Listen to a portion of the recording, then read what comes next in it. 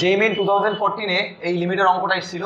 যদি লিমিটের এরকম টাইপের অঙ্ক থাকে তো মানে যেটা 0/0 ফর্ম বা ইনফিনিটি ফর্ম করছে এই লিমিটের ভ্যালুটা বসালে, তাহলে আমরা এল হসপিটাল রুল ইউজ করতে পারি। এল হসপিটাল রুল কি বলছে যে কোনো একটা পয়েন্টের লিমিট অ্যাপ্রোচ করছে, যদি এফ অফ এক্স আর জি অফ এক্স দুটো ফাংশন থাকে তাহলে তার ডেরিভেটিভটাও সেম পয়েন্টেই লিমিট অ্যাপ্রোচ করবে। তাহলে দেখতে পাচ্ছি এখানে যদি আমি এক্স এর ভ্যালু 0 বসাই তাহলে উপরেও হচ্ছে 0, নিচেও হচ্ছে 0, অর্থাৎ এটা 0/0 ফর্ম করছে। 0/0 ফর্ম করলে আমরা এল হসপিটাল রুল ইউজ করতে পারি। এল হসপিটাল রুল কি করবো?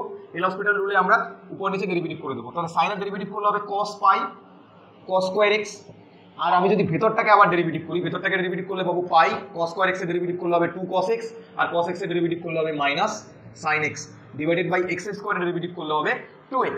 তাহলে এবার দেখো লিমিট বসিয়ে দিচ্ছি আমি এখানে। cos 0 কত হয়? cos 0 হয়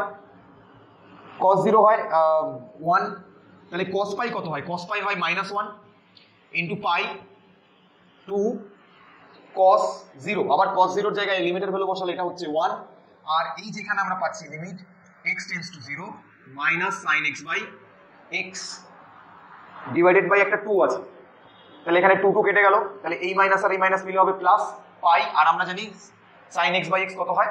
1 হয়। সো ফাইনাল অ্যান্সার হলো পাই, অর্থাৎ option C is correct answer. Thank you.